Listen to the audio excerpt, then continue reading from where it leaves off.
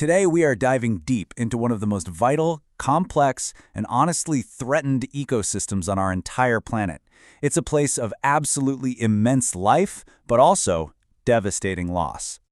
So let me just kick things off with a question for you. What single place on this planet is responsible for creating a full 20% of the world's oxygen? Seriously, just think about that. 1 out of every 5 breaths you take comes from this one spot. And yeah, if you're thinking of the Amazon, you've nailed it. It is so crucial to our survival that it's earned this incredibly powerful nickname, and it has for sure earned it. And that 20%, it's not an exaggeration.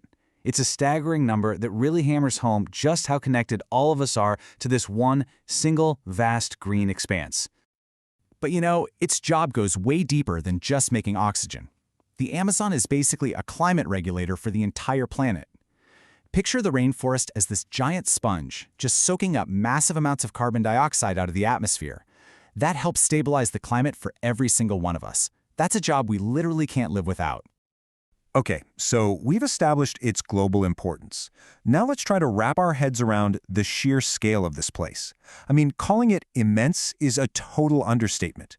This is truly a world within a world. Let's start with the river that the forest is named after. The Amazon River is the second longest in the world. It stretches over 6,400 kilometers. And for those of you thinking in miles, that's 4,000 miles. It's this colossal artery of water that literally shapes the whole continent. And the life that grows around that river? Oh, it's just as massive. Some of the trees here soar over 60 meters. That's 200 feet into the sky. They're like natural skyscrapers, forming this incredibly dense canopy that creates a whole other world on the forest floor below. So, what fills this gigantic space? Life, just an insane amount of it. We're talking more than 3 million species of plants and animals. That's more than any other ecosystem on Earth, and it's not even close. To really put that number in context for you, this one region is home to 10% of all known species on Earth. Its biodiversity isn't just rich, it's globally critical. It's like a living library of biological solutions, maybe even holding cures for diseases we don't even know exist yet. And here's the fact that just always blows my mind. The Amazon River system by itself has more species of fish than the entire Atlantic Ocean.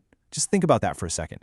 A single river network is more diverse with aquatic life than a whole ocean. It's just incredible. So we have this giant, vibrant, life-giving system. But there's a huge paradox here, a really dark twist to this story that puts all of that, everything we've just talked about, at risk.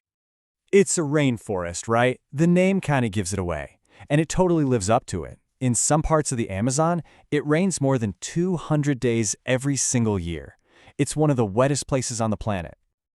So, if it's so wet, why is it on fire? Why is this lush, vibrant world facing massive, systematic destruction? This is the paradox that's at the very heart of the Amazon story today.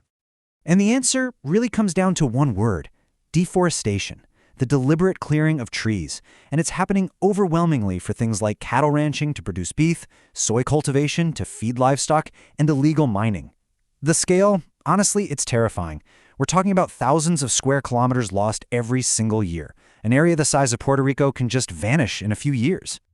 This brings us to our final and maybe the most heart-wrenching part of this story. We're in a race against time, where the absolute thrill of scientific discovery is happening right alongside the tragedy of disappearance.